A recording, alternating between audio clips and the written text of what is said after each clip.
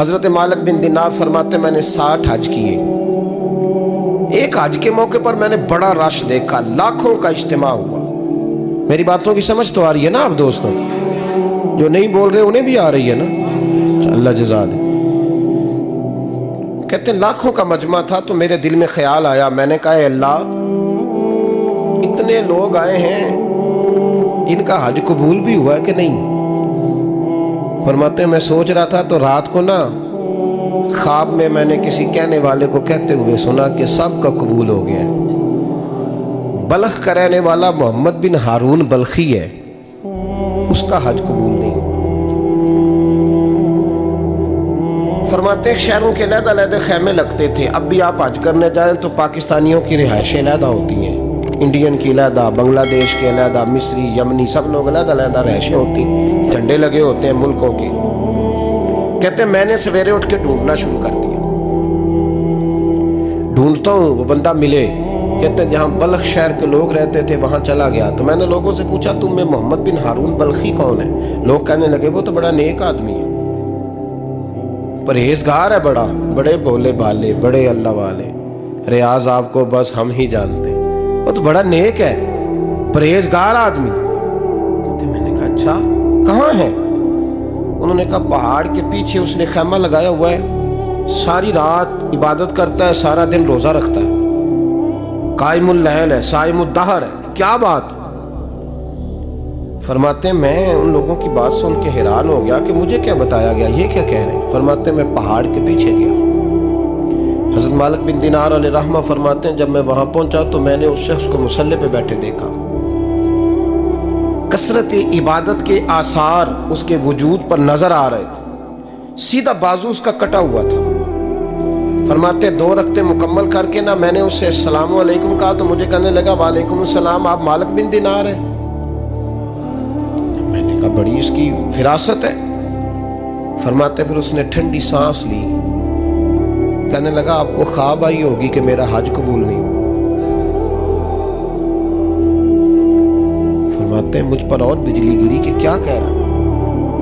فرماتے میں نے کہا یار لوگ بھی تیری تعریف کر رہے ہیں اور تیری بصیرت بھی بڑی ہے، تو یہ ماجرا کیا ہے؟ کہنے لگا آپ نہ پوچھیں.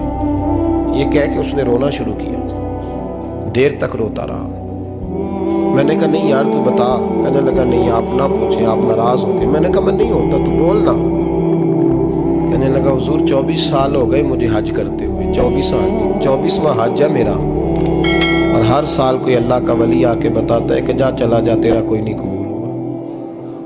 بے پروائی ویک سجن دی جتھے کسے دی پیش نہ جاوے، انہیں تاجا والے در در رولے تے منگتیاں تخت بٹھاوے. آزم کسے نو کارا ملدا ہی کوئی کعبے خالی آوے. کہتے ہیں اس نے مجھے کہا حضور 24واں حج ہے، ہر سال کوئی بتاتا ہے. میں نے کہا تیری غلطی. کہنے لگا میں اپنی ماں کا نافرمان. میں نے کہا واقعہ کیا ہوا؟ کہنے لگا حضرت اللہ نے مجھے دولت دی، مال دیا، زمینیں دی تو میں عیاش ہو گیا. امام مالک بن دینار رحمۃ اللہ علیہ فرماتے ہیں مجھ سے کہنے لگا پیسے آئے تو میں عیاش ہو گیا. رمضان کا مہینہ تھا، عصر کے بعد میری اماں افطاری کی تیاری کر رہی تھی. میں گیا، میں نے کہا شراب پی ہوئی، اماں روٹی دے. تو اماں کہنے لگی شرم کر، روزہ رکھا نہیں تو جنہوں نے رکھا ہے ان کا تو خیال کر. کہتے اماں کی بات کا مجھے غصہ لگا. میں کہا کرتا ہوں بد نصیب ہے وہ بیٹا جس کا باپ اس سے بات کرتے ہوئے ڈرتا ہے کہ پتہ نہیں کہاں سے بولے گا. بد نصیب نہیں وہ بیٹا جس کی ماں اس سے بات کرتے ہوئے سہم جاتی ہے کہ پتہ نہیں کون سی بولی بولے گا. بد نصیب نہیں کہ ماں باپ بھی جس سے کھول کے بات نہ کر سکے. حضرت مالک بن دینار سے کہنے لگا اماں نے جب کہا نا شرم کر تو مجھے غصہ آیا، میں نے ماں کو تھپڑ مارا اور میری ماں جلتے ہوئے تندور میں گری. لوگوں نے مجھے پکڑ کے اندر بند کر دیا کمرے میں. ساری رات میں شور سنتا رہا پر نشے میں دھوت رہا. سویرے آنکھ کھلی تو میری بیوی بیگ باندھ رہی تھی. میں نے کہا کہاں جا رہی ہو؟ کہنے لگی جو ماں کا نہیں بنا میرا کیسے بنے گا. میں نے کہا میری اماں کا وہ تو لوگوں نے رات کو ہی دفن کر دی جنازہ پڑھ کے. تڑپ کے کہنے لگا مجھے کیوں نہیں بتایا؟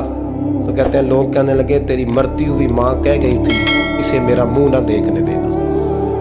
میرے جنازے کے قریب نہ آئے۔ حضرت مالک بن دینار فرماتے ہیں جب اس نے یہ بات سنائی تو میں نے بھی اس کے منہ پہ تھپڑ مارا۔ میں نے کہا تو اسی قابل ہے۔